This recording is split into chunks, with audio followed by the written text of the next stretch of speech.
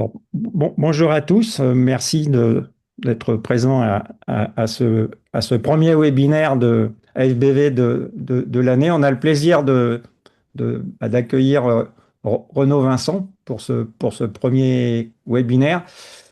Et donc, je vais le présenter brièvement avant que Yvette vous donne les consignes pour participer, c'est-à-dire poser vos questions pour qu'après, à la fin de sa présentation, Renaud puisse y répondre. Et voilà, présenter brièvement Renaud, donc c'est quelqu'un qui a fait une thèse en génétique quantitative au Moulon, dans l'unité de génétique quantitative et évolution. Bon, il a été recruté à l'INRAE, à Clermont-Ferrand, au JDEC, qui était mon unité, où il n'est pas resté très longtemps, à notre pour notre grand regret. Voilà, où il a participé malgré tout à des projets qui concernaient l'adaptation du blé au changement climatique. Et il a en particulier proposé des méthodes innovantes pour modéliser et prédire les interactions génotypes environnement, qui est un peu quand même le fil rouge de ses activités scientifiques. Et il l'a fait en modélisant, en couplant modélisation génétique, physiologique et statistique. Et je pense que c'est des choses qu'on retrouvera dans sa présentation de ce qu'on peut faire avec la sélection phénomique. Bon, il a fait un postdoc d'un an à Wageningen, donc dans une équipe de Fred van Heuswijk. Je pense que j'ai écorché son nom, mais c'est quelqu'un d'assez connu. Et donc, en dépit du nom mal prononcé, tout le monde, c'est une équipe de pointe dans le domaine. Mais il a rejoint, à son retour de postdoc, il a fait un très court passage à Clermont-Ferrand. Et puis, par contre, il a fait une mobilité pour retourner dans son unité de formation, l'unité GQE, qui maintenant est une composante d'un institut beaucoup plus grand qui s'appelle Diversité, Écologie, Évolution du Vivant, qui est localisé sur le plateau du Moulon. Donc voilà, j'en dirai pas plus sur le parcours de Renaud et le thème de sa présentation, ou le titre au moins, c'est quelles utilisations de la sélection phénomique en amélioration des plantes. Et donc, je vais repasser la parole à Yvette, qui va vous donner les consignes. Je la reprendrai pour présenter brièvement la FBV. Et puis après, finalement, on laissera enfin la parole à Renaud pour sa présentation. Donc, Yvette. Oui, merci. Alors, si vous avez des questions, et j'espère que vous en aurez de nombreuses, vous les posez dans la rubrique Q et R, et Thierry, à la fin du webinaire, posera ces questions à Renaud. Par contre, si vous avez des problèmes techniques d'écoute ou de lien, de liaison, vous les exprimez dans le chat. Voilà, c'est tout ce que j'avais à vous dire ce matin. Et je redonne la parole à Thierry. Alors, je vais essayer de partager mon écran. Voici. Alors, est-ce que ça marche? A priori, dites-moi. Oui. Donc, juste se rappeler, ou peut-être apprendre à un certain nombre d'entre vous, ce qu'est l'AFBV, donc Association française des biotechnologies végétales. Et donc, c'est une association classique, loi 1901, qui a été créée en 2009 et avec, par des personnes, des scientifiques, qui étaient convaincus de l'intérêt des biotechnologies végétales, pour contribuer à construire une agriculture plus durable et capable de répondre aux grands enjeux, transition agroécologique, adaptation au changement climatique, sécurité alimentaire. Elle s'appuie pour son fonctionnement sur la partie scientifique, sur un conseil scientifique de 12 experts, qui regroupe des scientifiques issus soit de la recherche publique, soit de la recherche privée. Et le rôle qu'on donne à ce conseil scientifique au sein de la FBV, c'est nous alimenter en information, nous faire part des nouveautés scientifiques, des choses qui concernent le champ thématique qui est couvert par la FBV. Et en particulier, de nous aider à construire les programmes de nos animations, alors nos webinaires comme aujourd'hui, Et puis le colloque annuel qui est organisé en général à la fin de l'année, en octobre, par l'AFBV. Donc c'est le conseil scientifique qui propose des thèmes, qui propose des noms d'intervenants, qui sont ensuite validés par le conseil d'administration de l'association. Je rappelle que voilà, l'AFBV est gérée et animée par des bénévoles. Elle est, elle est, elle est financée par des dons, des cotisations et des abonnements à la revue de l'association qui est Biotechnologie Végétale Info. Et elle ne reçoit, jusqu'à aujourd'hui au moins, aucune subvention et elle ne représente, et ça on tient à le rappeler, aucun intérêt privé ou commercial. Voilà. On est, voilà, ça c'est l'organisation de ça, voilà, de son fonction, enfin, la partie fonctionnelle de son fonctionnement. Donc on a un bureau avec voilà, un certain nombre de personnes. Vous avez la liste sur l'écran, voilà, où chaque membre du bureau est en charge voilà, d'une partie de l'organisation des activités de l'association. On s'appuie sur un conseil d'administration qui est composé de 15 membres, hein, issus de la recherche publique et privée et de représentants du monde agricole et industriel, c'est-à-dire des représentants de l'écosystème avec lequel l'AFBV interagit. Le conseil scientifique, je l'ai déjà dit, et puis on s'appuie voilà, pour notre fonctionnement voilà, sur des adhérents qui représentent voilà, des communautés scientifiques les plus larges, les milieux agricoles, industriels et la société civile. Voilà. Et que fait l'AFBV? Elle a une triple mission, l'expertise, l'information et la médiation scientifique. Alors, voilà, centrée sur voilà, le thème des biotechnologies végétales. Donc, on a des publications régulières, et en particulier une aide d'information bon, qui est réservée aux adhérents, et puis notre journal, le BVI, avec 2 à 3 numéros par an. On organise des événements scientifiques, alors les webinaires comme aujourd'hui, le colloque annuel et voilà, pas régulièrement, mais voilà, tous les 2, 3 ans, des colloques régionaux. On essaie finalement d'aller toucher finalement un public un peu plus large que celui qu'on touche avec le colloque annuel qui est organisé à Paris. Et on a des animations scientifiques, les webinaires, on participe à des formations universitaires, on contribue au débat sciences-société.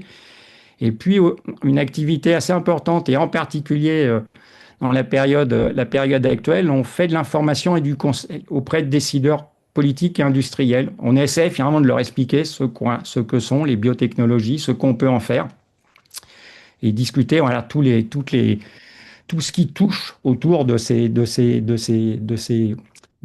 biotechnologies végétales.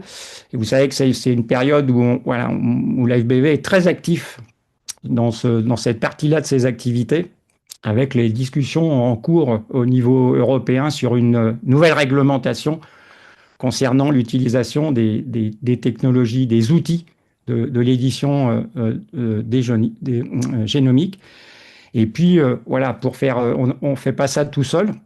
On s'appuie sur un réseau assez large au niveau national et puis ce réseau déborde au niveau européen. On a d'autres associations partenaires avec lesquelles voilà, on essaie de faire voilà, cette information et ce conseil, essayer modestement de peser un peu finalement voilà, sur les choix et les décisions qui peuvent être prises, en particulier au niveau européen. Et vous pouvez retrouver tout ça avec beaucoup plus de détails sur le site web de l'association, voilà, qui est mentionné sur le bas de la diapositive. Et, et puis on a voilà, une adresse mail voilà, générique avec laquelle vous pouvez nous envoyer des messages. Hein. Vous avez voilà, cette adresse en dessous de comment nous contacter. Et puis, je l'ai déjà dit, les informations, vous les trouvez sur notre site. Et puis, vous trouvez aussi sur le site comment adhérer. Et on vous invite à le faire, hein, si vous vous sentez concerné par ces technologies-là. Voilà, adhérer. Hein, c'est quelque chose qui est important pour nous. On peut voilà, peser dans le débat et alimenter voilà, ce débat et peser sur les décisions voilà, voilà, si on est finalement légitime, et la légitimité, elle vient aussi voilà, des adhérents. Voilà. Donc, je crois que j'en ai terminé enfin et vous allez pouvoir passer, écouter Renaud présenter voilà, son webinaire et je lui laisse la parole. Et pour ça, il faut que j'arrête de partager. Ouais, Renaud, c'est à toi. Ouais.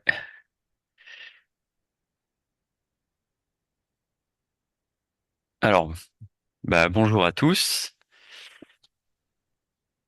Est-ce que... Non, je suis pas encore en plein écran. Voilà, bonjour à tous. Donc, en Bien. particulier, j'ai vu dans la liste qu'il y a un certain nombre de personnes que je connaissais bien. Merci pour l'invitation et pour la petite introduction, hein. Je suis toujours content de parler de sélection phénomique. Donc, je vais pas parler de biotechnologie, hein. La sélection phénomique, c'est quelque chose qui est très low cost et qui peut être utilisé en routine dans les programmes de sélection. Donc pour ceux qui ont déjà vu des exposés que j'ai fait sur ce thème, là j'ai essayé de mettre un focus assez important sur les utilisations potentielles en amélioration des plantes. Euh, voilà, j'espère que ça suscitera des réactions. Et donc c'est quelque chose que j'ai préparé avec Laurence Moreau, donc qui est chercheuse également dans mon laboratoire, et Vincent Segura qui est chercheur à Gap, donc tous les deux INRAE. Donc quand on fait de la sélection, pour pouvoir faire la sélection, il faut qu'il y ait de la variabilité. Et donc la première chose qu'on fait, quel que soit le programme de sélection, c'est de réaliser des croisements pour générer une certaine variabilité et alors je vais mettre le pointeur. Tac. Voilà. Donc vous avez ici là la représentation schématique d'un programme de sélection avec les croisements au début, avec énormément d'individus distincts génétiquement au début, et puis le sélectionneur va faire une sélection assez drastique en fonction de l'aspect des plantes et éventuellement de quelques caractères de tolérance à des maladies, hauteur des plantes, date de floraison. Euh, donc ça va être fait un certain nombre d'années jusqu'à un moment où on va avoir suffisamment de semences. Parce que un des objectifs aussi, c'est d'augmenter le nombre de semences par variété. Et suffisamment peu de variétés, donc quelques dizaines à quelques centaines, pour pouvoir faire une évaluation en essai. Donc ça, c'est quelque chose de très important et c'est la première étape, donc ici en F6 par exemple, où on va avoir une mesure du caractère le plus important aux yeux des sélectionneurs, qui est la stabilité, le rendement et la stabilité du rendement dans un réseau d'essais. Et avec potentiellement une deuxième année avec un peu moins de variété et plus de lieux. Donc c'est le schéma classique qui est utilisé en amélioration des plantes, hein, qu'on appelle la sélection phénotypique, qui fonctionne très bien, mais qui a des facteurs limitants assez importants. Donc la première, c'est le fait que ça dure un certain nombre d'années, hein. Alors en fonction des espèces, ça peut être 6, 7 ans ou beaucoup plus de 10 ans pour certaines espèces pérennes. Donc ça, c'est quelque chose qui limite le progrès génétique. Et le deuxième point, c'est que ce que vous voyez dans ce programme de sélection là, c'est que la plupart des individus vont être éliminés dans les stades, dans la première année ou la deuxième année. Donc il y a trois quarts, 90%, voire plus, des variétés qui seront éliminées et sans avoir aucune connaissance de la productivité des variétés, alors que c'est le caractère le plus important. Donc ça, à nos yeux, c'est vraiment un facteur qui est très limitant et pour lequel il y a probablement un gain à obtenir avec certaines méthodes. Et donc, je pense notamment aux approches prédictives qui permettent d'avoir une prédiction des performances à ces stades très amont dans le programme de sélection. Donc, à avoir plus d'informations pour faire la sélection et également gagner du temps et raccourcir la durée des programmes. Donc ça peut être fait notamment avec les méthodes de prédiction génomique, donc où on va calibrer un modèle mathématique qui va permettre d'estimer l'effet des marqueurs moléculaires, donc de marqueurs ADN, de polymorphisme d'ADN, sur le phénotype. Et une fois qu'on a calibré ce modèle, on va être capable de prédire les nouveaux individus sur la base de leur génotypage. Donc c'est quelque chose qui est vraiment très intéressant. Mais une limite, c'est que pour le mettre en place, il faut génotyper tous les individus chaque année. Et donc ça va représenter un coût relativement important, très variable en fonction des espèces, euh, qui va être de l'ordre de 8 euros, ou peut-être un peu moins pour les variétés très très cultivées et sur lesquelles il y a des efforts de sélection vraiment massifs, comme le maïs par exemple, à plusieurs dizaines d'euros pour des espèces un peu moins travaillées. Et puis pour certaines espèces, bah, il y a simplement pas d'outils de génotypage qui sont disponibles. Voilà, donc 8 euros, ça peut représenter quelque chose de très très peu cher, mais quand on multiplie par le nombre de candidats qui peuvent être de plusieurs milliers à plusieurs dizaines de milliers, ça va représenter des budgets conséquents dans le programme de sélection, sachant que c'est de l'argent qu'il va falloir sortir chaque année, puisque chaque année, il y a des nouveaux candidats. Donc il y a d'autres types de données OMI qui ont été utilisées en prédiction, au moins pour dans des travaux de recherche. Donc notamment des données omiques moléculaires, des données transcriptomiques, de métabolomiques, de protéomiques. Donc vous avez ici une illustration des qualités prédictives avec le pédigré, avec la génomique, avec la transcriptomique. S, c'est petits ARN et R, c'est des métabolites. Et donc on voit qu'on a des qualités de prédiction qui sont, bon, c'est variable d'un caractère à l'autre, d'un environnement à l'autre, hein, comme en prédiction génomique, mais on a des qualités de prédiction intéressantes et parfois meilleures que ce qu'on a avec les données de génomique. Donc c'est quelque chose qui est très intéressant. Euh, une différence par rapport à l'ADN, c'est qu'ici les prédicteurs sont des phénotypes, les transcrits c'est des phénotypes et donc capturent l'expression des gènes dans un environnement donné. Et donc, ces variations phénotypiques vont être particulièrement intéressantes pour capturer des effets non additifs, des interactions entre gènes, potentiellement en réponse aux conditions environnementales, et également des interactions génotype environnement. Donc, ce qui peut être un avantage chez les plantes, puisque bah, assez rapidement, on travaille sur du matériel fixé, et donc ces relations épistatiques vont être intéressantes pour développer des variétés très performantes. Donc par contre, ça a la même limite que la sélection génomique et c'est même pire puisque le coût d'analyse de ces données omiques est en général de plusieurs dizaines d'euros par échantillon. Donc avec Vincent, ce qu'on avait proposé comme alternative à bas coût, c'est d'utiliser un phénotype euh, un pseudo-moléculaire, mais qui va être très très peu cher. Et donc on avait proposé, donc ça commence à dater maintenant, c'était en 2018, l'utilisation de spectres NIRS pour calibrer les modèles de prédiction. Donc la spectroscopie NIRS, c'est quelque chose qui est très ancien, c'est un outil qui est très très puissant puisque avec de la lumière qu'on envoie à différentes longueurs d'onde sur un échantillon, on peut prédire la composition chimique de cet échantillon. Donc sans aucune analyse biochimique, juste avec de la lumière, on est capable de prédire la composition chimique de l'échantillon. Donc c'est quelque chose qui est utilisé en routine en amélioration des plantes, mais aussi dans beaucoup de domaines euh, différents dans l'industrie. C'est quelque chose qui est haut débit, faible coût, non destructif, et c'est déjà mesuré en routine dans les programmes de sélection pour de nombreuses espèces, et notamment les céréales.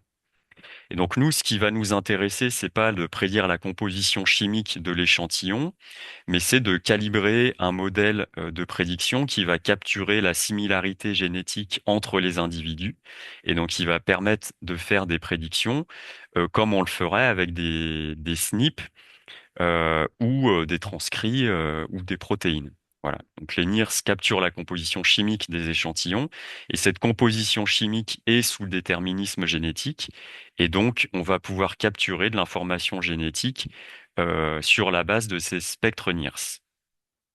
Donc les qualités prédictives des modèles de sélection phénomique ont été validées chez de nombreuses espèces, chez les céréales, les protéagineuses, légumineuses, des espèces oléagineuses, la pomme de terre, des arbres fruitiers, des arbres forestiers, des petits fruits. Donc il y a maintenant beaucoup de travaux qui ont été réalisés et qui montrent qu'on a des qualités de prédiction phénomiques qui sont intéressantes et compétitives de ce qu'on obtient avec des prédictions génomiques. Et s'il y a eu autant de travaux en aussi peu de temps, c'est parce que bah, dans ces programmes-là, en général, il y a des spectres NIRS qui sont déjà collectés. Et du coup, bah, on peut avoir des qualités de prédiction, on peut avoir des prédictions phénomiques euh, sans coût supplémentaire pour certaines applications dans ces programmes de sélection. Voilà, et donc il y a des premières publications qui sont sorties avec des applications en sélection sur différentes espèces.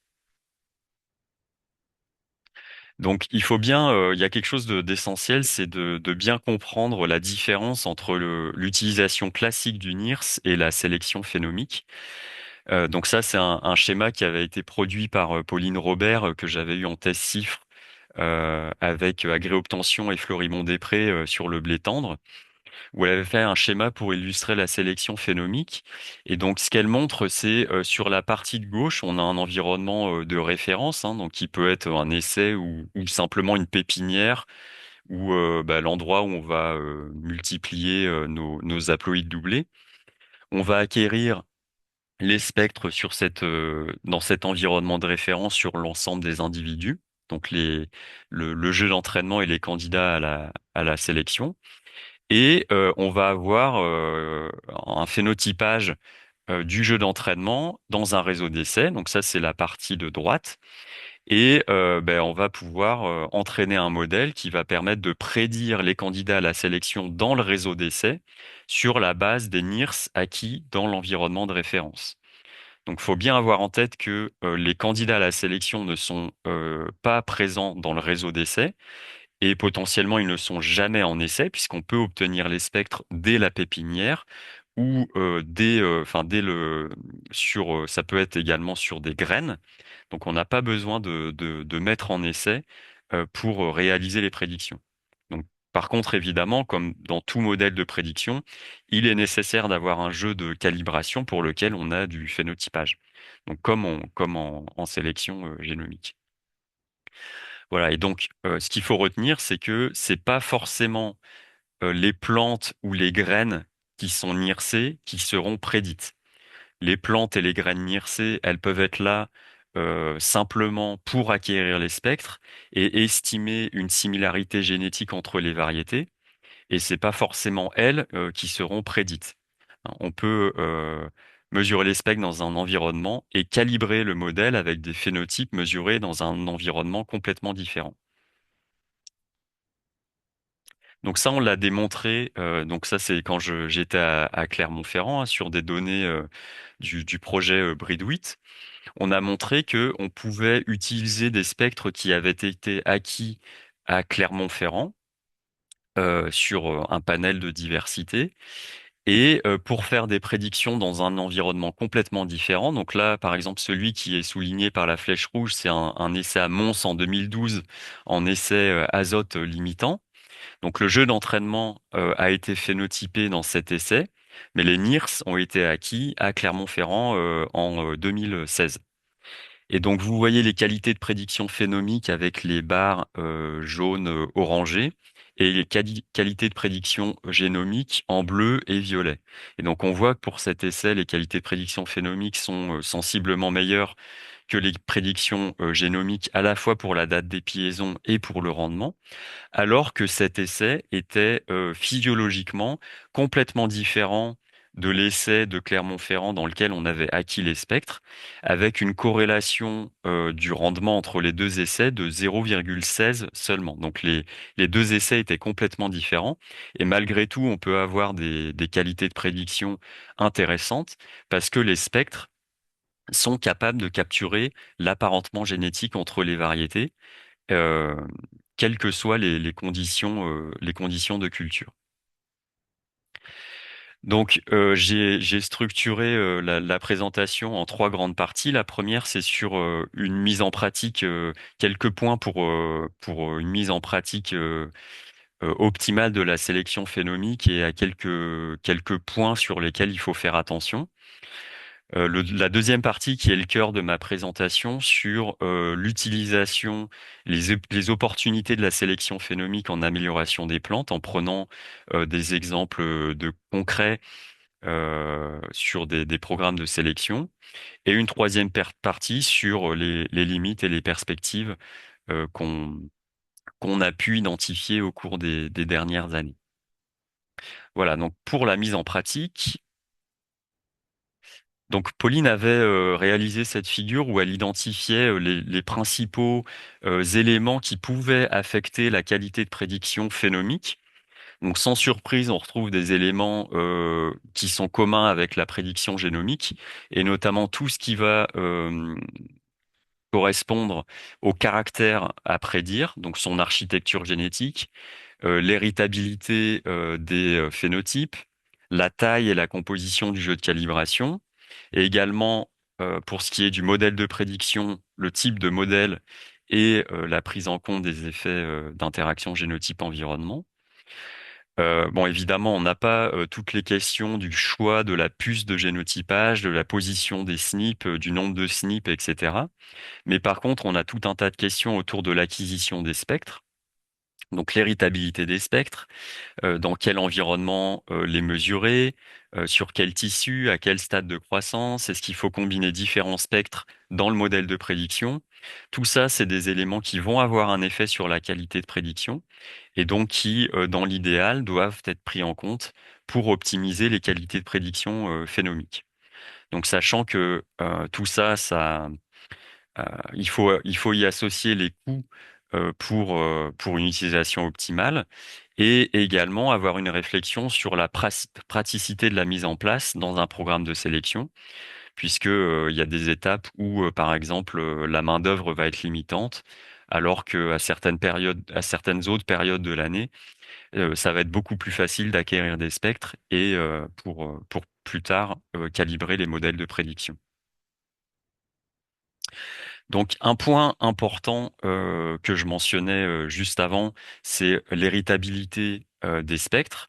Ça, c'est un travail qui a été réalisé à Montpellier par Charlotte Brault, qui était en thèse avec Vincent Ségura sur la vigne, et qui a pu montrer que quand on corrigeait des effets spatiaux sur les spectres, ça permettait d'augmenter la qualité de prédiction par rapport à travailler sur les spectres bruts. Et donc ici, vous avez différents caractères et vous avez des spectres aussi qui sont corrigés des effets spatiaux en bleu et des spectres pas corrigés en orange. Et vous voyez qu'on a un gain relativement important en qualité de prédiction et c'est des choses qu'on a retrouvées sur différentes espèces. Donc ça vient du fait qu'on ne travaille pas avec des données de génotypage, mais avec un phénotype. Et donc, il y a une certaine qualité de la donnée de phénotypage qui est à prendre en compte, une certaine héritabilité, hein, comme on l'aurait avec des transcrits ou des protéines. Et donc, on va chercher à augmenter cette héritabilité en calculant des moyennes ajustées et en corrigeant des effets spatiaux. Donc ça, c'est quelque chose qui peut être important. Le deuxième point, c'est sur le pré-traitement des spectres. Donc, les spectres, en général, on ne va pas les utiliser bruts pour faire les prédictions, mais on va réaliser des pré-traitements qui vont être capables de corriger des effets additifs ou multiplicatifs qui vont être liés aux conditions pendant lesquelles de température et d'hygrométrie pendant lesquelles on va mesurer les spectres, à des caractéristiques de l'appareil, à des effets de texture des échantillons. Tout ça, c'est des choses qui vont être prises en compte. Alors en général, c'est fait de manière assez simple, en normalisant et éventuellement en estimant des dérivées premières ou dérivées secondes. Et il a été, enfin, il y a des packages très simples qui permettent de faire ça et qui prennent en entrée des arguments tels que le degré du polynôme qui va être utilisé pour ajuster le spectre, euh, l'ordre de la dérivée, la fenêtre qu'on va utiliser pour ajuster ces polynômes. Et donc tout ça, c'est des choses qui vont avoir un effet important et qui vont mettre en avant certaines zones du spectre plutôt que d'autres. Donc il y a un travail, une publication de l'année dernière qui a montré que bah, la manière dont on paramétrait cette méthode va avoir un effet important sur la qualité de prédiction.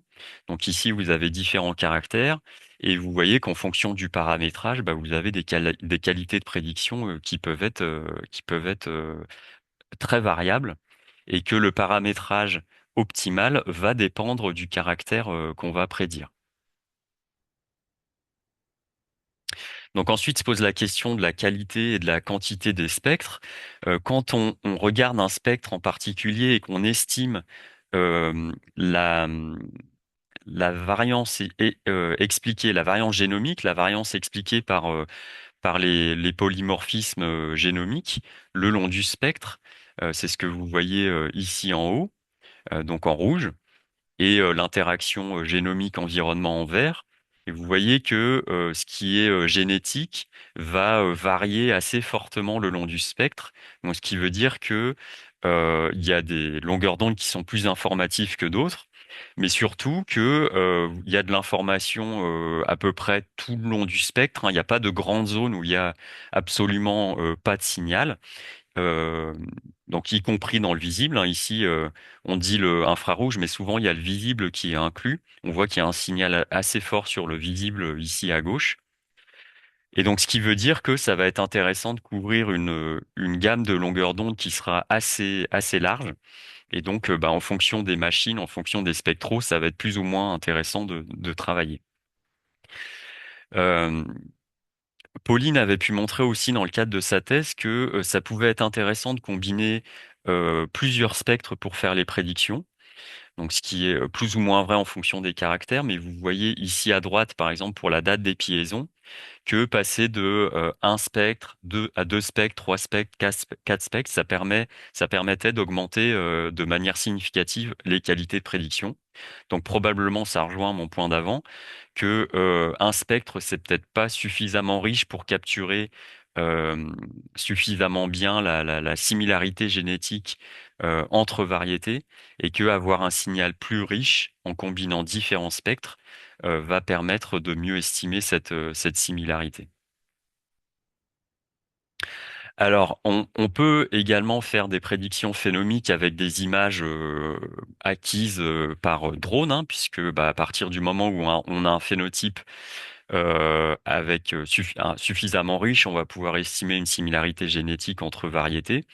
Et donc, bah, des questions similaires vont se poser avec les drones, hein, le choix des capteurs, du vecteur, du plan de vol, notamment la hauteur, hein, qui est liée à la résolution des images, le nombre de passages sur la saison, la manière dont on va traiter les images et également la correction des effets spatiaux. Donc je reviendrai plus tard sur ces images drones. Donc pour conclure sur cette partie, donc il y a beaucoup de paramètres sur lesquels on va pouvoir jouer pour une utilisation optimale.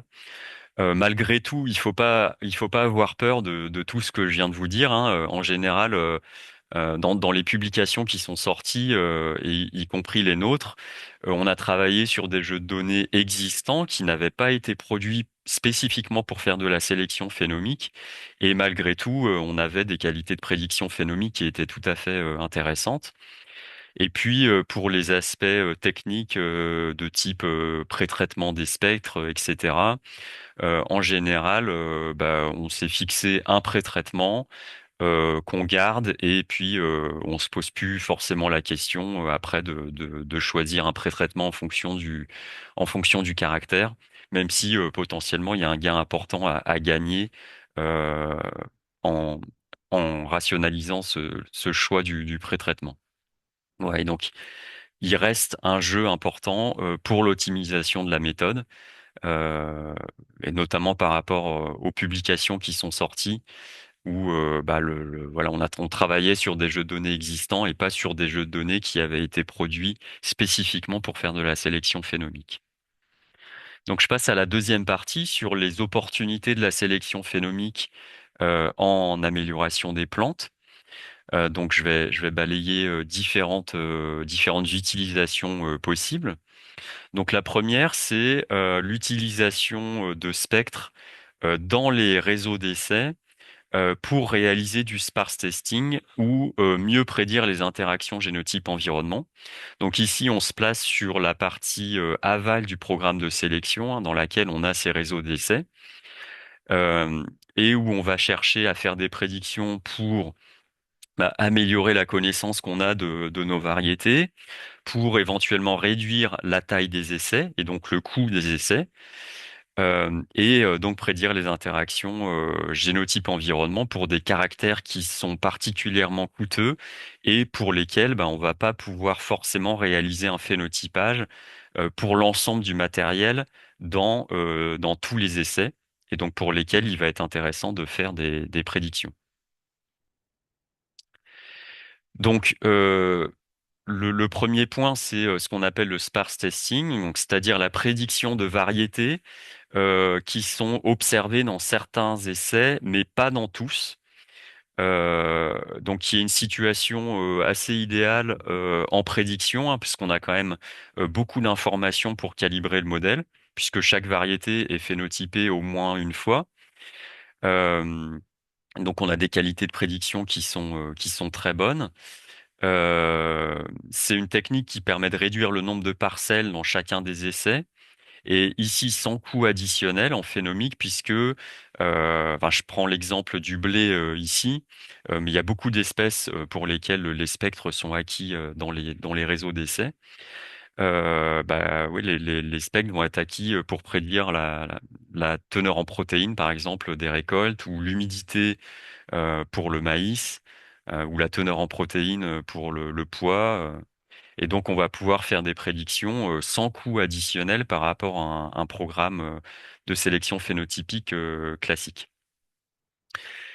Euh, donc, ce que Pauline a pu montrer à travers ce type de dispositif, en faisant des validations croisées, donc en cachant une partie des, des phénotypes et en les prédisant, elle a pu montrer que elle avait des qualités de prédiction génomique qui étaient de 0,29. Donc c'est la corrélation entre les prédictions et les phénotypes.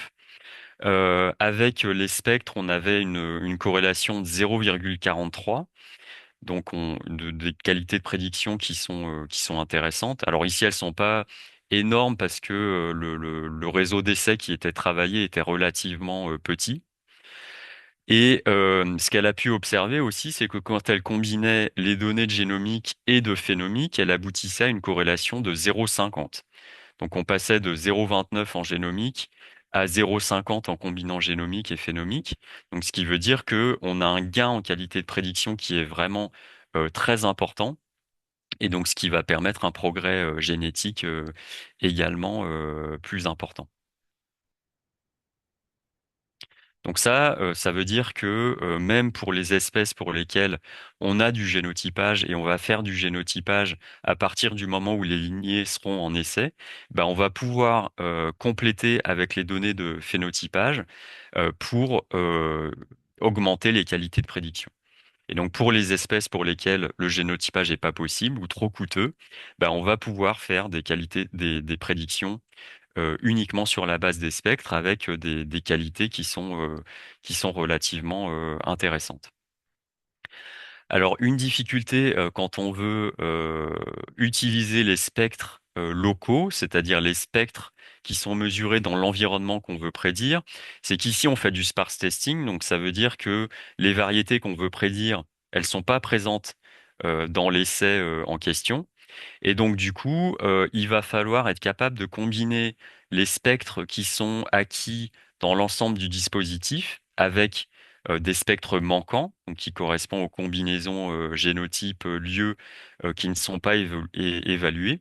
Et donc pour ça, on a avec les collègues, avec Tristan Marie-Huard et les collègues du département de maths et informatique appliquée, développé un algorithme de deep learning qui permet de combiner tous ces spectres et d'aboutir à des qualités de prédiction intéressantes. Alors si je passe à la partie interaction génotype-environnement et donc comment on va utiliser ces spectres pour mieux prédire les interactions génotype-environnement. Donc on considère ici que le dispositif est complet, qu'on a toutes les variétés en essai, et on va s'intéresser à un caractère coûteux. Hein. Donc je pensais notamment à la qualité boulangère chez le blé ou à la valeur brassicole chez l'orge. Donc il faut une quantité de semences importante et bah, une expérimentation en labo qui est relativement coûteuse et donc qui sera pas forcément faite sur l'ensemble des variétés et sur l'ensemble des essais. Et donc là, ce que Pauline a pu montrer, c'est que le spectre euh, de l'environnement dans lequel on fait les prédictions était meilleur que les spectres issus des autres environnements. Donc le vert le plus foncé, c'est le spectre issu du même environnement, et le vert un peu plus clair, c'est les spectres issus des autres environnements. Donc ici, c'est pour le rendement. Et donc on voit que, bah, en fonction du jeu de données, il peut y avoir une différence assez importante avec le spectre local qui est plus informatif, et ce qui vient du fait que bah, ce spectre local, il va capturer la réponse de la plante à ces conditions de culture locales, et donc il va être capable de prédire les interactions génotype-environnement. Donc c'est quelque chose qu'on a observé sur les données agri-obtention et Florimond-Després, et sur d'autres dispositifs expérimentaux par la suite. Donc je passe au deuxième point qui ici est la prédiction des pépinières avec les drones et qui pour moi est probablement l'utilisation la plus prometteuse de la sélection phénomique dans les programmes de sélection, puisqu'on se place tout en amont dans le programme de sélection à l'étape où il y a ce facteur limitant, où il y a une quantité très importante, 90% voire plus, des individus qui sont éliminés sans connaissance de la performance des variétés, donc avec potentiellement une dérive importante et une probabilité importante de perdre les variétés les plus intéressantes à cette étape-là. Et donc d'où l'intérêt de réaliser des prédictions. Et donc là, on va faire l'hypothèse que bah, probablement que nos qualités de prédiction ne seront pas formidables, mais qu'elles seront suffisantes pour éliminer 50% de la pépinière sans prendre le risque de perdre les meilleurs individus. Et donc la sélection, le sélectionneur pourra porter son attention sur les 50% restants. Et puis par la suite, on pourra faire du génotypage et des prédictions génomiques sur cette, euh, sur cette sous-population. Donc ici, on va travailler avec des drones, tout simplement parce que là, les NIRS, ils sont pas acquis en routine dans la pépinière. Donc ce serait envisageable, mais ça représenterait un petit coût. Ce serait pas comparable avec le génotypage, mais ce serait quand même, ça demande quand même de la main-d'œuvre et de l'échantillonnage. Et donc on s'est posé la question de savoir si on pouvait, à la place des spectres NIRS, utiliser des images acquises par drone, puisque là, on a un coût qui est vraiment très très faible hein, pour 6 passages sur la saison. On considère qu'on va avoir un coût potentiellement inférieur à 1 euro, 2 euros par variété. Hein. Donc si on descend à 3 passages, ça peut faire des coûts qui sont vraiment vraiment très très faibles par variété. Et donc pour ça, on a réalisé une collaboration avec iPhen, donc qui est une entreprise de phénotypage au débit qui travaille avec des drones, et où donc on a mis des parents dentés et cornés de maïs dans la pépinière du moulon en 2024. Donc on avait 66 parents dentés et 66 parents cornés. donc pour lesquels on a eu 6 vols de drone et également une acquisition de spectres NIRS, hein, pour pouvoir comparer. Et on a également du génotypage pour comparer aux prédictions génomiques. Et on a des essais qui ont permis de mesurer les hybrides issus de ces lignées en 2016 et 2017, donc 222 hybrides issus du croisement entre ces parents dentés et ces parents cornés. Donc pour utiliser les images drones pour faire des prédictions phénomiques, on a utilisé deux techniques différentes. Donc la première, c'est d'utiliser les prédictions de caractères secondaires à partir des images. Donc la hauteur des plantes, des biovolumes, des index de végétation, angle d'insertion des feuilles, etc. Et donc on se sert de ces variables pour estimer une similarité entre variétés. La deuxième technique qu'on a utilisée, c'est de l'auto-encodage. Donc là, c'est simplement on utilise les images et on fait une réduction de dimension à travers cette méthode de deep learning, hein, qui va permettre d'estimer un certain nombre de variables latentes euh, qui vont capturer l'essentiel de l'information présente dans les images, mais qui seront des variables quantitatives et qui donc peuvent être utilisées pour estimer des similarités entre variétés. Voilà, donc ça c'est la prédiction des caractères secondaires et l'auto-encodage, c'est quelque chose qui a été réalisé par Aifen. Et donc on a prédit la valeur hybride des lignées pour différents caractères. Donc vous avez le rendement, le taux de matière sèche et la floraison. Donc avec les différents types de prédicteurs. Donc la première colonne, c'est les prédictions génomiques, donc avec des SNP. Ensuite, vous avez les prédictions phénomiques avec des spectres NIRS. Et ensuite, les deux dernières colonnes, c'est les prédictions phénomiques avec les images drones.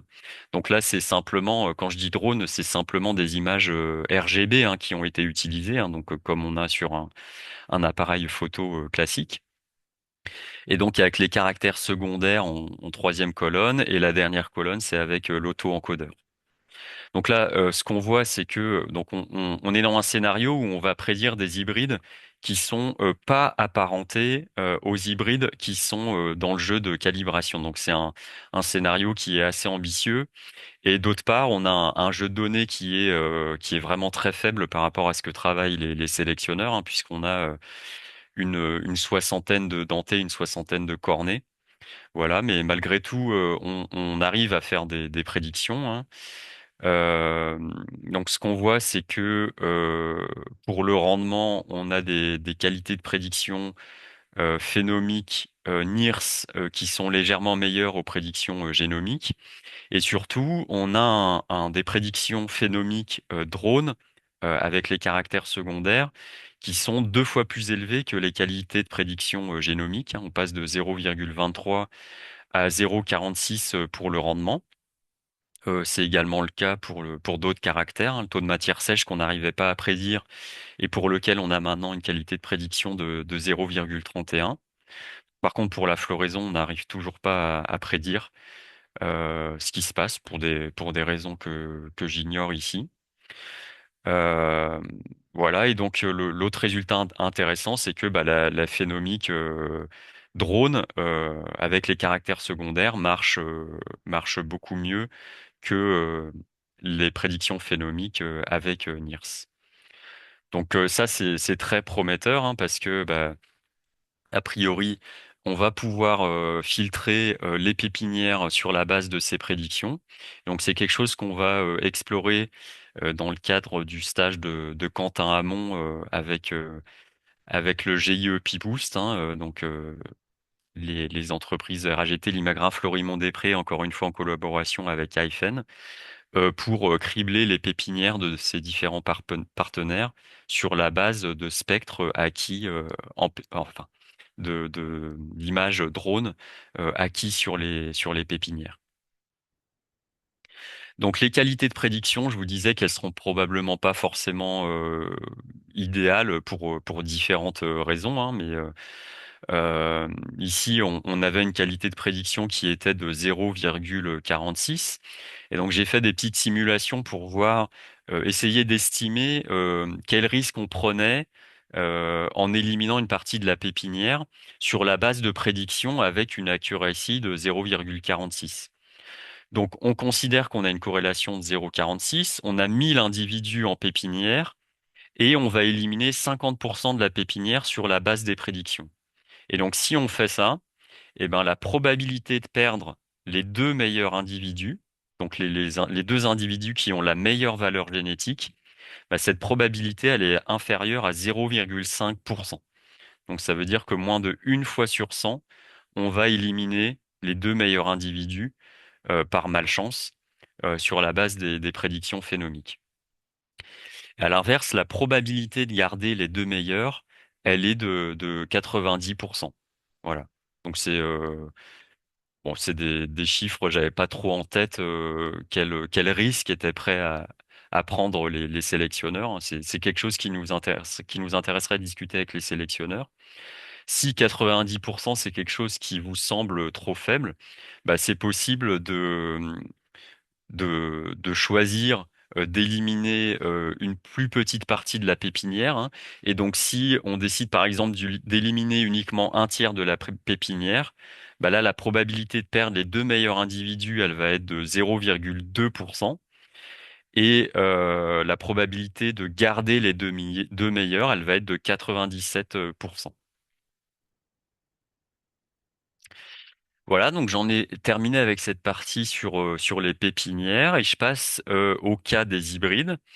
Donc pour les hybrides, on a des programmes de sélection qui sont un peu particuliers puisqu'on va travailler la voie mâle et la voie femelle indépendamment au début, hein, donc toujours pareil en réalisant des croisements. Et puis à partir d'un moment, quand on aura euh, suffisamment peu de génotypes de chaque côté, et ben on va faire des croisements contre un testeur, puis contre deux, trois testeurs, et puis éventuellement un factoriel incomplet. Donc cette évaluation en croisement, c'est quelque chose de limitant pour les hybrides parce que on peut pas évaluer toutes les combinaisons mâle-femelle, hein, ça ferait des effectifs trop importants. Euh, donc, encore une fois, ici, d'où l'intérêt de réaliser des prédictions, puisque en calibrant sur un factoriel incomplet, on va être capable de prédire toutes les combinaisons possibles et imaginables entre les parents mâles et les parents femelles. Donc ça, c'était par exemple un travail dans le cadre de la thèse d'Alizarine Lorenzi au Moulon avec le projet Promaïs SAM MCR. Et donc où elle a montré que ça pouvait être intéressant de faire des prédictions dans ce cadre-là. Donc si on s'intéresse aux prédictions phénomiques, ici on a un souci, c'est que si on veut prédire des hybrides, ça veut dire qu'il faut avoir les spectres des hybrides, et donc ça veut dire qu'il faut avoir produit les hybrides, et que donc on est en toute fin du programme de sélection où les prédictions peuvent avoir un intérêt, mais où, par exemple, on va pas pouvoir réaliser l'application que je mentionnais pour le criblage en pépinière, euh, puisqu'il faut avoir produit ces hybrides. Donc la question qu'on s'est posée, c'est est-ce que on peut réussir à prédire la valeur hybride de lignées sur la base des hybrides de ces lignées. Donc on va mesurer des spectres ou acquérir des images par drone sur les parents, sur les mâles et sur les femelles pour prédire, pour estimer des similarités entre mâles et des similarités entre femelles, pour ensuite prédire les croisements, enfin la performance de tous les hybrides dérivés de ces croisements. Donc pour ça, on a utilisé toujours dans ce projet SAMMCR, hein, le factoriel incomplet entre des lignées dentées et des lignées dentées ici et des lignées cornées ici. Et donc ce factoriel incomplet qui a été évalué. Et donc, on a évalué ces hybrides dans un réseau d'essais en 2016-2017. On a génotypé les lignées parentales pour 10 000 SNP. Donc, ce qui est très largement suffisant pour ce type de matériel, hein. Le nombre de SNP est pas limitant ici. On a des NIRS qui ont été acquis sur les lignées parentales dans des essais indépendants en 2023 à Mons et à Ploudaniel, hein, dans des, par des unités expérimentales INRAE, des NIRS acquis sur feuilles et sur plantes entières. Et on a également des imageries par drone, de l'imagerie par drone qui a été faite au Moulon en 2024 avec 6 passages. Et donc on a des données complètes sur 66 parents dentés, 71 cornés et les 222 hybrides euh, co- qui proviennent du factoriel incomplet. Donc en fait c'est le matériel dont je vous parlais quand je vous parlais de la pépinière, hein. Et donc, on a considéré deux scénarios de prédiction. Un scénario où on fait un tirage aléatoire des hybrides qu'on va prédire. Donc, on a appelé nouveaux hybrides. Donc, une validation croisée classique. Et puis, un scénario de prédiction particulier qu'on a appelé New Dent Flint, où on s'est arrangé pour que la famille, enfin les hybrides qu'on prédit n'aient pas de parents en commun avec les hybrides qui sont utilisés pour entraîner le modèle. Donc un scénario qui est beaucoup plus compliqué. Et donc on a utilisé un modèle de prédiction génomique classique avec un effet AGC du parent denté, avec une matrice de similarité génomique entre les parents dentés et de la même manière un effet génomique AGC corné avec une matrice de similarité génomique cornée. De manière, donc ici on n'a pas mis d'effet ASC parce que on a testé, et ça n'apportait rien en termes de qualité de prédiction, donc on a retiré cet effet du modèle, mais il serait tout à fait envisageable de le mettre dans le modèle si ça apporte quelque chose.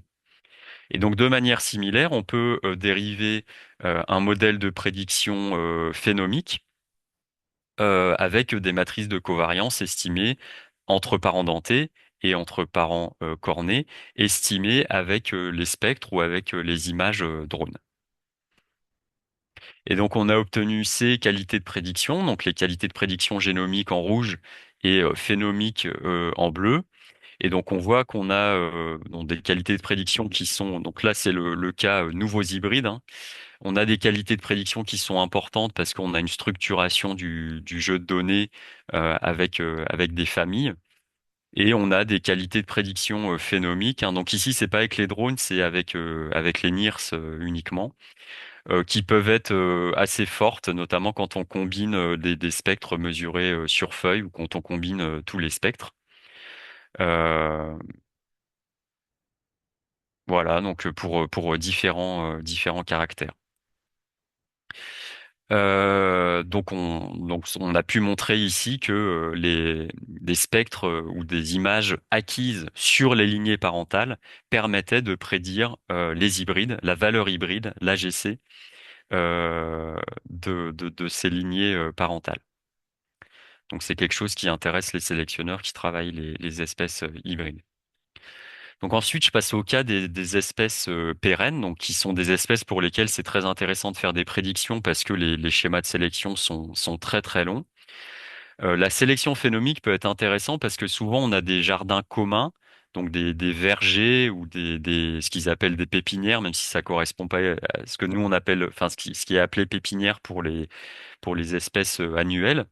Mais on va pouvoir dans ces vergers acquérir des spectres sur différents tissus différentes années. Et donc, ça va permettre de cribler les ressources génétiques ou du matériel en sélection, s'il y a du matériel en sélection à côté, pour des nouveaux caractères. Et également s'intéresser à l'interaction génotype-année, qui est quelque chose d'important pour les arbres, hein, puisque, enfin, les plantes pérennes de manière générale, puisque les plantes vont subir le climat de différentes années. Et donc là, les spectres, les images drones vont permettre de modéliser et de prédire ces interactions génotypes années. Voilà, donc un dernier point qui me semble vraiment très important, c'est le cas des espèces orphelines et des programmes à faible ressource. Donc où là, le génotypage va être inaccessible en routine pour des questions de coût ou pour des questions d'indisponibilité des outils de génotypage pour les pays en développement. Si vous avez un programme de sélection en Afrique, il n'y a pas d'outils de génotypage en Afrique, et du coup, les échantillons sont envoyés pour de la prestation de services aux États-Unis. Et donc, ce qui veut dire que bah, il y a un coût important et que au niveau du timing dans le programme de sélection, ça ne permet pas de faire des prédictions génomiques parce que les résultats des analyses de génotypage sont reçus trop tard. Et du coup, la sélection génomique ne va pas être envisageable dans ces situations-là.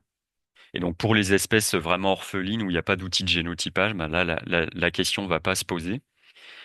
Et donc, je prends l'exemple de cette publication ici où il y a des prédictions phénomiques qui ont été réalisées dans le cadre d'un programme de sélection ORGE en Éthiopie.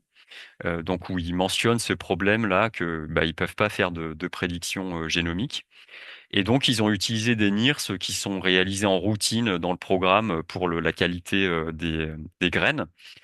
Ils ont utilisé ces spectres pour faire des prédictions phénomiques. Et donc, ils se sont rendus compte qu'ils avaient des qualités de prédiction qui étaient vraiment intéressantes pour différents caractères au cours de différentes saisons. Et donc, bah, ils envisagent d'utiliser la sélection phénomique pour améliorer leur programme de sélection dans ce programme éthiopien. Voilà, oui, j'avais encore un point sur le criblage des banques de semences, hein. Donc, pour gérer le matériel de diversité, hein, souvent il y a beaucoup moins de moyens qui est disponible que pour les programmes de sélection. Donc, c'est pas forcément évident de caractériser ce matériel et notamment de le phénotyper. Donc, ça peut être intéressant de réaliser euh, du, des prédictions, donc prédictions génomiques ou prédictions phénomiques. Donc, sachant que le matériel est remultiplié régulièrement en champ, et donc ce qui permet d'acquérir des spectres ou des images, et donc de réaliser des prédictions phénomiques à bas coût. Donc, c'est quelque chose qu'on va tester notamment dans le cadre du projet Malanirs, qui est porté par Stéphane Nicolas. Donc j'en passe aux limites et perspectives hein, rapidement. Donc les principales limites qui ont été identifiées au cours de de ces dernières années. Donc la première, c'est que bah, si on fait la sélection phénomique, on n'a pas forcément besoin des données de génotypage. Mais les données de génotypage, c'est des données qui sont beaucoup plus riches que les spectres ou les images, hein, puisqu'on a des informations sur potentiellement des dizaines de milliers de polymorphismes le long du génome versus quelques dizaines de caractères euh, ou centaines sur les spectres et les images.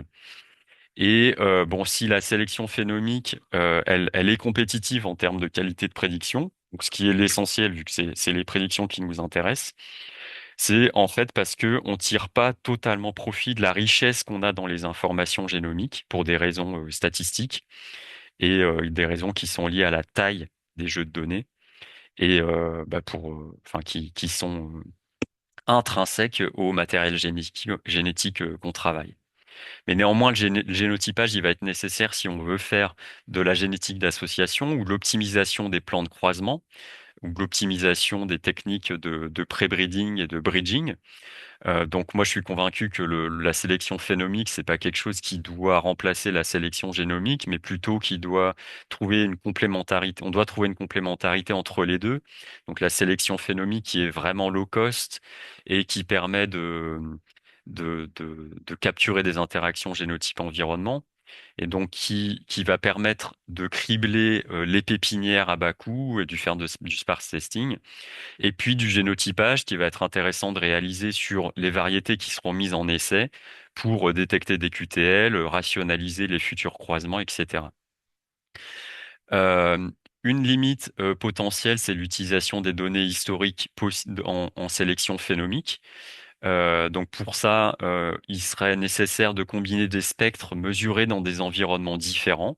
Donc si on a, ce qu'on a pu montrer, c'est que si on a des témoins, un certain nombre de variétés qui sont répétées au cours des années, on va pouvoir cumuler et combiner ces différents spectres avec notamment des approches de deep learning. Mais enfin, il faut tester sur différents programmes à quel point les prédictions seraient précises. Euh, il y a un risque de prédiction d'effets non génétiques quand le jeu d'entraînement est phénotypé et nirsé sur les mêmes plantes, puisque les NIRS vont capturer de l'information génétique, mais également des conditions micro-environnementales. Et donc, si on fait pas gaffe, eh ben, on va potentiellement prédire à la fois de la génétique, mais également des effets micro-environnementaux.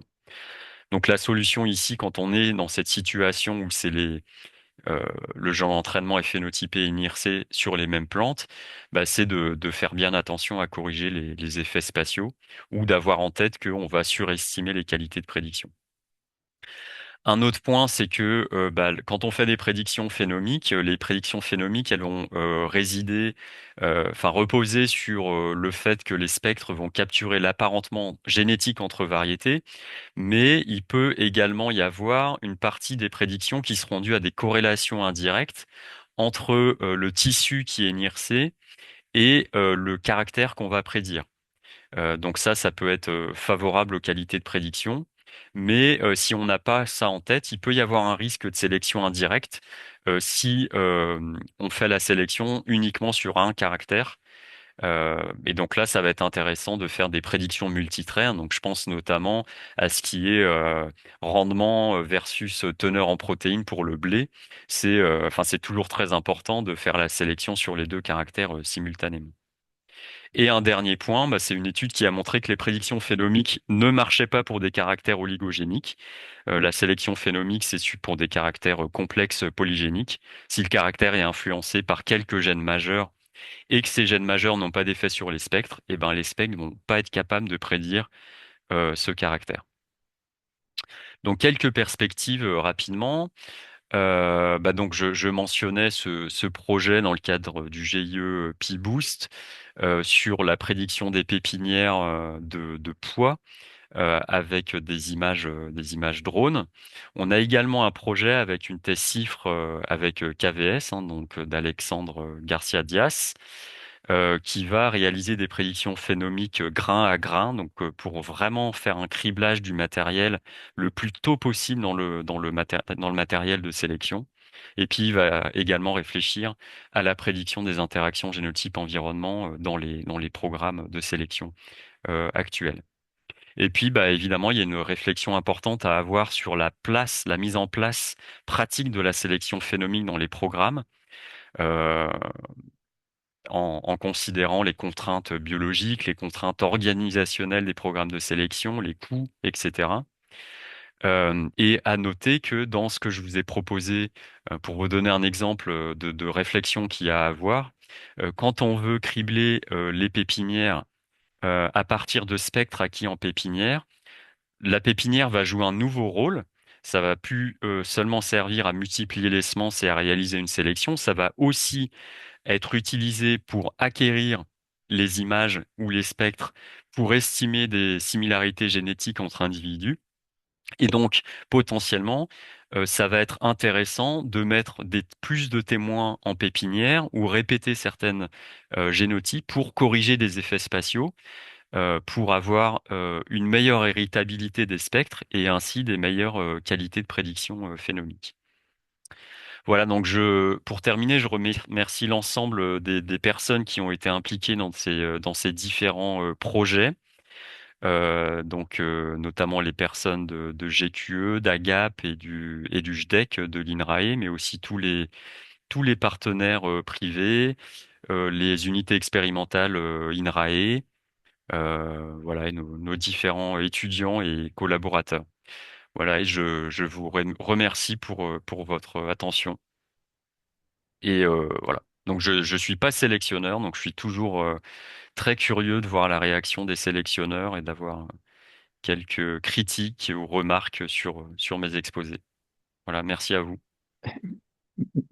Merci Renaud. Je ne sais pas s'il y a beaucoup de sélectionneurs dans l'assistance, mais s'il y en a, voilà, ils peuvent te questionner. Et donc, je vais prendre les questions à nous. Voilà, essayer de mettre les questions, donc, comme l'avait dit Yvette, hein, sur questions et réponses. Et pour l'instant, je n'en vois qu'une, mais j'imagine elles vont arriver. Et la question, c'est quelles sont les potentielles hypothèses qui pourraient expliquer l'inefficacité de de l'auto-encodage, alors vis-à-vis des autres, mais de l'autre, voilà, quelles sont... Ouais. Je pense que on l'a pas utilisé de manière optimale. Il y a moi, je suis pas du tout un spécialiste de deep learning, hein, mais il y a différents types d'auto-encodeurs déjà. Donc, il y a des aspects euh, statistiques euh, qui sont probablement à optimiser. Et puis sur les images, contrairement à ce qu'on a fait pour les caractères secondaires, pour l'auto-encodeur, on s'est focalisé sur quelques plantes par par ligne de pépinière. Donc pour une ligne de pépinière, il y a 25 plantes et on en a regardé que quelques-unes, donc trois par ligne. Donc ce qui fait que bah, forcément, on a beaucoup moins de signal que si on regardait les 25 plantes. Donc il y a énormément de choses à optimiser pour ce qui est de l'auto-encodage et potentiellement, moi je pense que ça pourrait devenir compétitif par rapport au caractère secondaire. Ok. Et alors, en attendant les autres questions, moi j'en avais quelques-unes. Je reviens sur ce que tu as dit là, sur une de tes conclusions, c'est la sélection phénomique, c'est mieux parce que finalement on ne tire pas profit de toutes les... Voilà, on n'a pas la capacité d'analyser toutes les informations génomiques dont on peut disposer. C'est, si j'ai bien compris ce que tu as dit. Et est-ce que tu penses, ça, c'est finalement, c'est quelque chose de...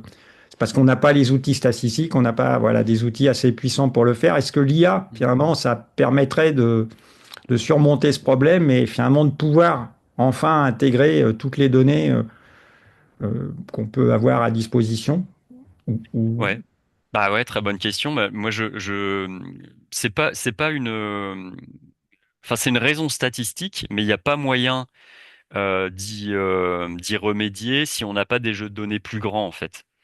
Euh, les jeux de données des sélectionneurs, hein, même s'ils ont des jeux d'entraînement qui peuvent être faits de plusieurs milliers d'individus, ils sont pas suffisants pour comprendre de manière fine ce qui se passe tout le long du génome. C'est quelque chose qui est trop complexe à ajuster. Et du coup, ce qui est fait en prédiction, c'est que en fait, on renonce à essayer de comprendre ce qui se passe le long du génome. Et la contrepartie, c'est que on capture une part de variance importante, ce qui permet d'aboutir à des qualités de prédiction intéressantes. Mais la conséquence, c'est que on n'est pas capable d'interpréter ce qui se passe le long du génome. Donc c'est parce qu'on n'a pas d'informations suffisantes au niveau du phénotypage. Alors des fois, ce qui est fait pour essayer de compléter, c'est qu'on a des données omiques, de transcriptomiques notamment, qui permettent de guider un peu la compréhension du fonctionnement du génome et comment on va le mettre en lien avec le phénotype. Mais du coup, si on fait ça, ça veut dire qu'il faut faire de la transcriptomique sur le matériel, quoi. Donc ça règle pas la question du coup. D'accord. Alors maintenant, la question arrive. Donc, une question d'Angéline Belloir. Alors, elle la pose en anglais. Je vais essayer de la traduire.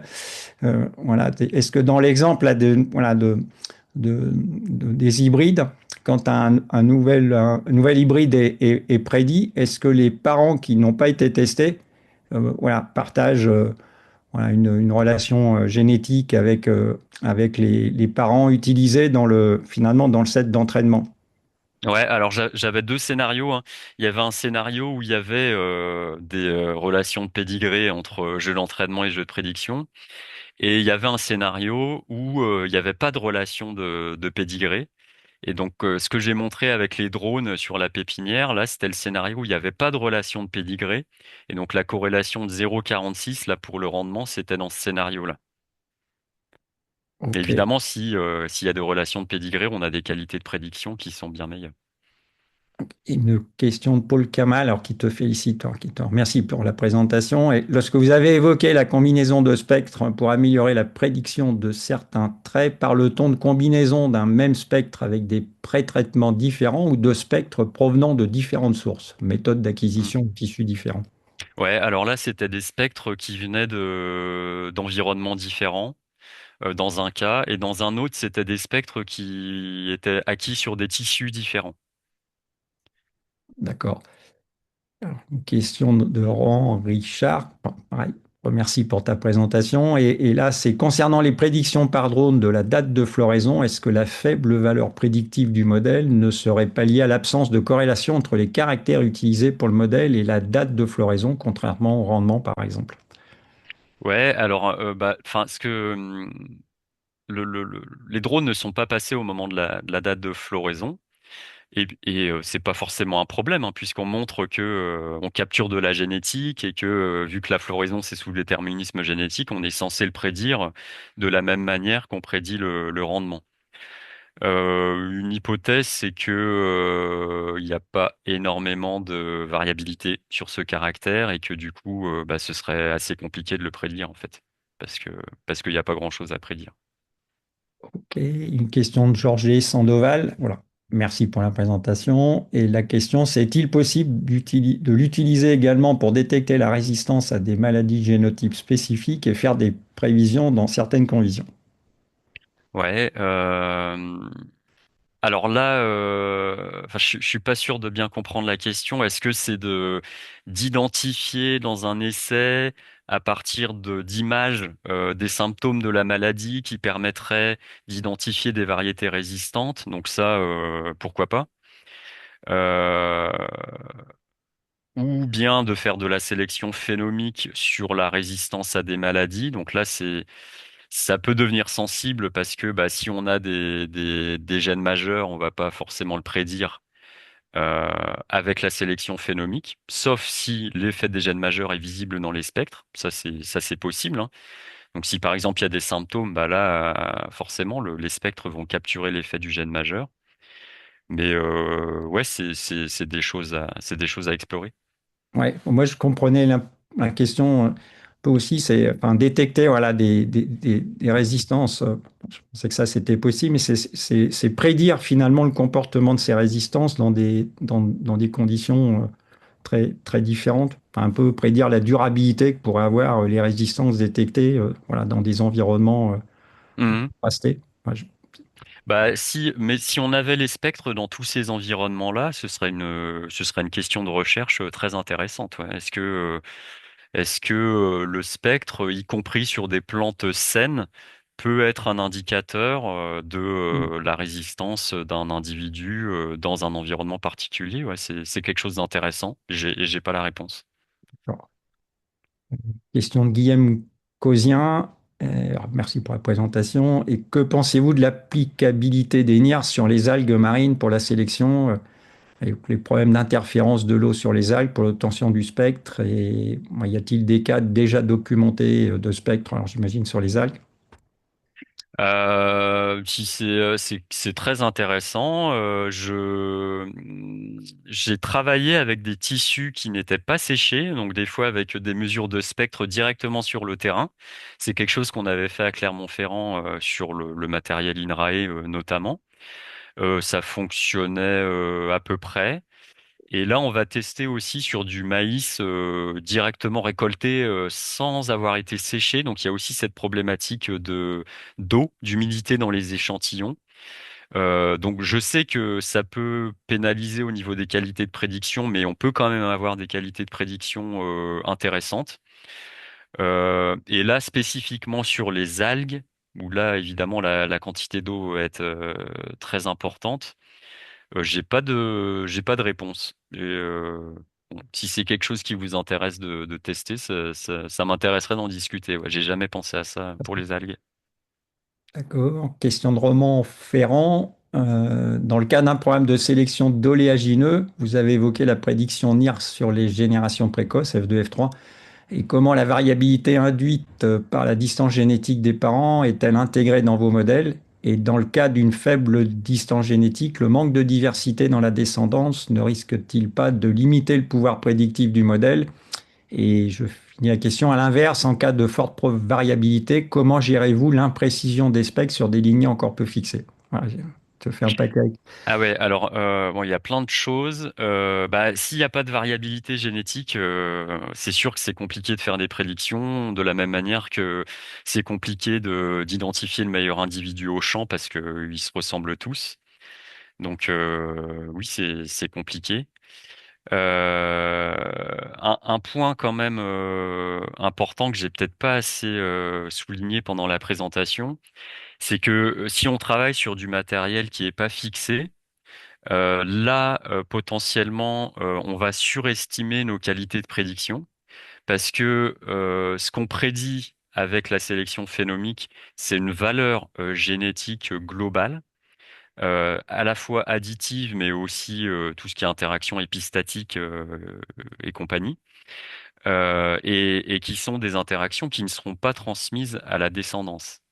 Donc du coup, dans ce qu'on prédit, il y a une partie de ce qu'on prédit qui n'est pas transmis à la descendance. Et donc, quand on a une qualité de prédiction phénomique de 0,6, bah, la vraie qualité de prédiction, quand ce qu'on prédit, c'est des croisements, des lignées qu'on va croiser, bah, ce sera un peu inférieur à 0,6. Donc faut avoir ça en tête.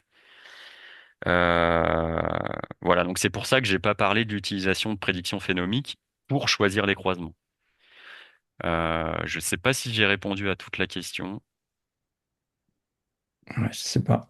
Peut-être, moi, si c'est pas répondu, on reposera la question à Ouais. laquelle tu n'as, ouais, la partie de la question à laquelle tu n'as pas répondu.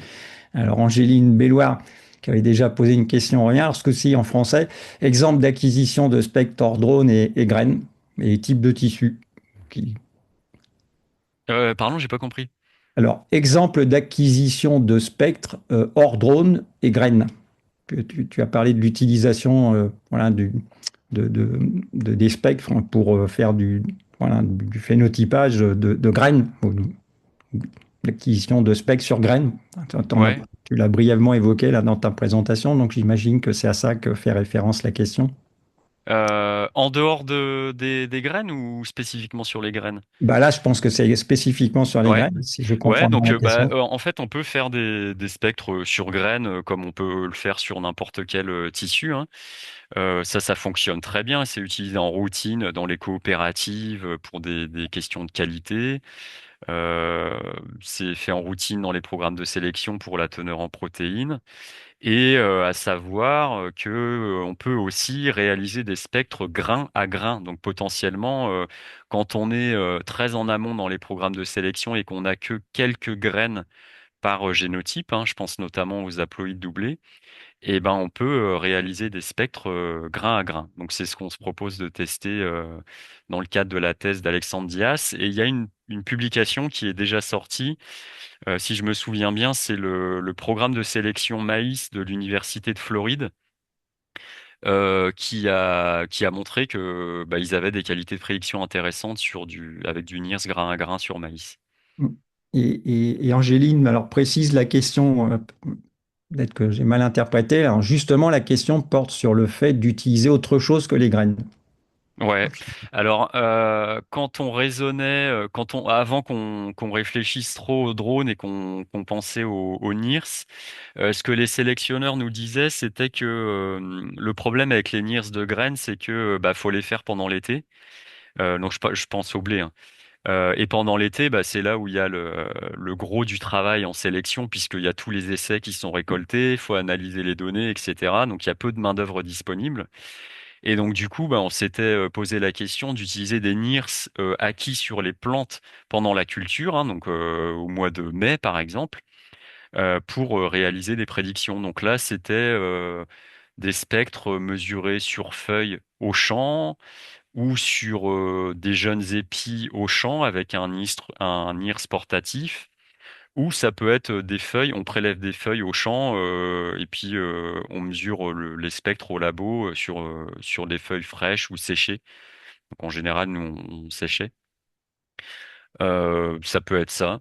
Euh, Puis après, bah, il y a toutes les espèces fruitières où il y a des spectres de fruits pour la qualité des fruits. Enfin, ah, en théorie, on peut faire les spectres sur n'importe quel tissu. D'accord, d'accord. Ok. Et une question de Chloé Papin. Pensez-vous que les NIRS pourraient être suffisamment sensibles pour capter des interactions plantes pathogènes et notamment les échanges moléculaires intracellulaires? Et ça permettrait de remplacer ou compléter voilà, les infos qu'on peut obtenir par l'utilisation de la QPCR. Ouais, très bonne question. J'ai des doutes là-dessus. J'ai des doutes là-dessus. Faudrait tester peut-être si jamais il y a des interactions qui ont un effet vraiment important sur la composition de l'hôte, ce serait peut-être visible, mais bon, ça remplacera pas une qPCR, ça c'est D'ailleurs, sûr. bon, c'est bien dommage. Et toujours une question d'Angéline Belloir. Alors, ce coup-ci en anglais, je vais essayer de la, voilà, de la traduire, hein, plus précisément possible. En sélection génomique, les génotypes qui sont pas testés, finalement, sont prédits sur la base de leur relation génétique ou de la corrélation génétique qu'il y a avec les lignées qui sont testées. Et en phénomique sélection, finalement, comment tu vas alors remplacer cette approche, puisque l'objectif, c'est de prédire des nouvelles combinaisons, finalement, sans avoir besoin, si je lis bien la question, sans avoir besoin de faire pousser ces génotypes dans une serre. Mhm. Parce Bah, que, là, encore une fois, si ça, j'en ai pas parlé, hein, si la question du choix des croisements, ça, j'en ai pas parlé. C'est possible, on peut faire de la sélection phénomique et choisir les parents pour faire des croisements. Ça se fait en génomique. C'est une possibilité, disons que ça permet de fortement raccourcir la durée du programme de sélection, puisqu'on boucle très rapidement. Euh, mais moi, la principale limite que je vois, c'est que les qualités de prédiction, que ce soit phénomique ou génomique, elles sont quand même pas extraordinaires et elles permettent pas d'identifier les deux, trois meilleurs individus.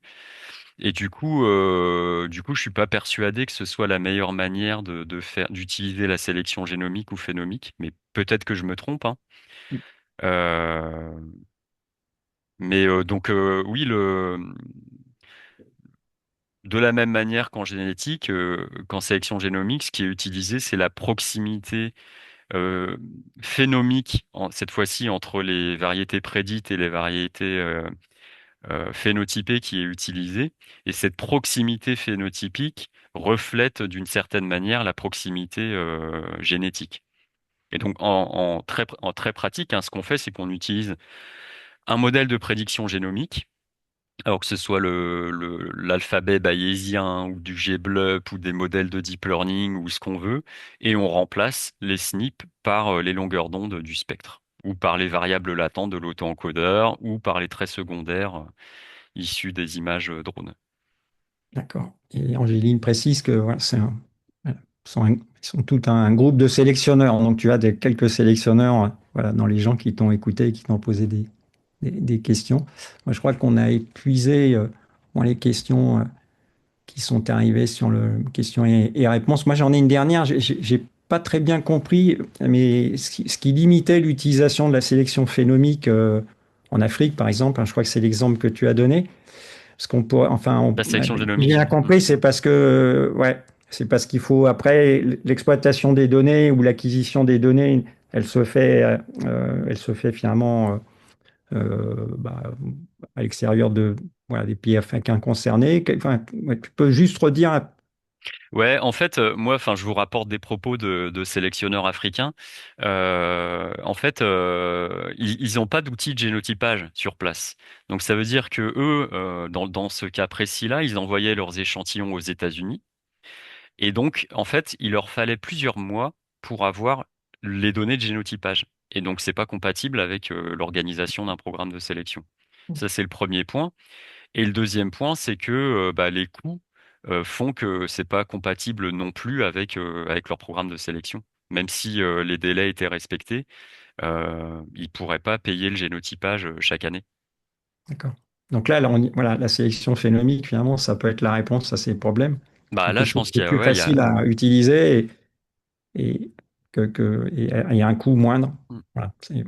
OK. Et alors, on vérifie qu'il n'y a pas d'autres questions. Et bah, il n'y en Ouais. a pas. Et s'il y en a qui arrivent finalement après la fin du webinaire, je pense que on doit être en capacité de les conserver, de te les envoyer pour que tu puisses, avec le nom de la personne qui t'a questionné, pour que tu puisses Bah leur ouais, répondre. je veux bien, ouais, merci.